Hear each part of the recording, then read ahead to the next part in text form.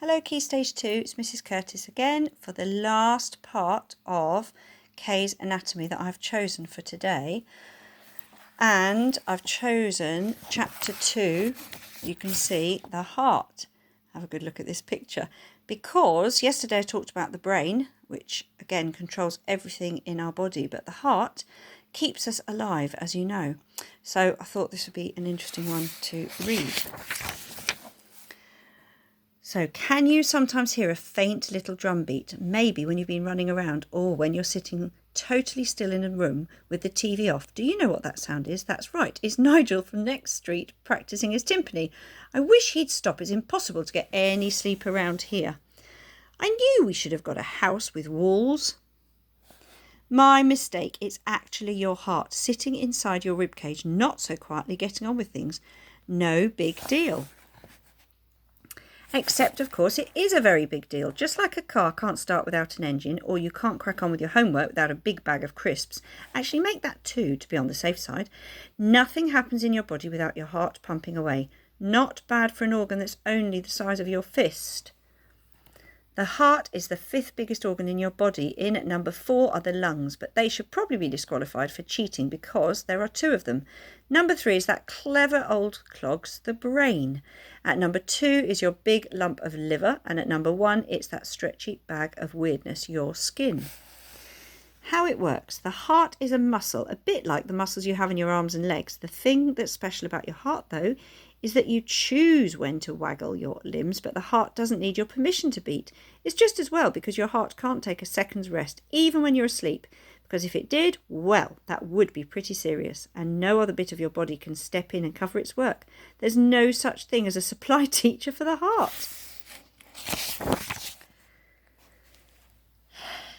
Fun fact, until I was 14, I thought they were called surprise teachers, not supply teachers. It's a bit of a miracle I got into medical school, really.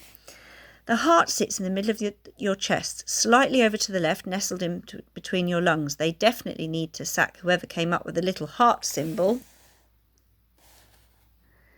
Your actual heart is more of a splodge shape, and it's certainly not a cute shade of pink. It's a much darker red. Blood red, you might say. Well, you could definitely say that because every single drop of blood in your body passes through your heart. That's what it's doing with all its pumping, sending blood around your body. You might be wondering why it does this. To be honest, if you're not wondering, then you can probably skip a couple of pages. It's not just a weird hobby it's taken up because it doesn't have an Xbox. It's all about oxygen. Every single millimetre of your body, from your tongue to your thumb to your bottom, needs oxygen to live, and your heart makes sure the oxygen gets there. Sorry, I've lied to you slightly. There's one part of your body that doesn't get any blood at all. It's called the cornea, and it's the layer on the outside of your eye. It still needs oxygen, but it gets it directly from the air. There's always someone who wants to be different, eh?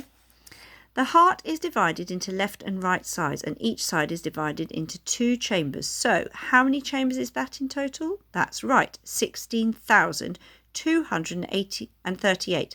Hold on, I pressed the wrong button on my calculator. It's actually 4. The heart is made up of 4 chambers, and each one is like the room in a house. A quite disgusting house because it's totally full of blood. Also, it's way too small to live in, unless you're a fly. And you probably don't want a fly living in your heart. That would cause a very serious condition called fly in your heartitis. Blood enters your heart on the left side into the top chamber called the atrium, and the blood is full of lovely oxygen because it's just come from the lungs. It then flows down to the bottom chamber or ventricle, where it gets an almighty squeeze and whizzes off through tubes called arteries to travel around your body. How does it know to go in the right direction and not just back up into your lungs? Option 1, sat-nav. Option 2, it leaves a trail of breadcrumbs so it can't get lost. Option 3, valves. If you answered 1 or 2, go and sit in the bin for 10 minutes. Blood goes in the right direction because there are valves in the heart that stop it going backwards and causing some kind of unpleasant blood spluttering explosion. And I think I will stop here to show you this picture. Circulation. The lungs are saying, what's going on? Shh, we're in a diagram. And it's showing where the blood flows So talk about atrium, valve, ventricle, arteries. You probably know some of these words. And then down to the rest of your body, going right round through your veins and back up. So I'll just leave you to look at that diagram. You might be able to pause the video so you can see everything. Okay, and I'll leave it for there.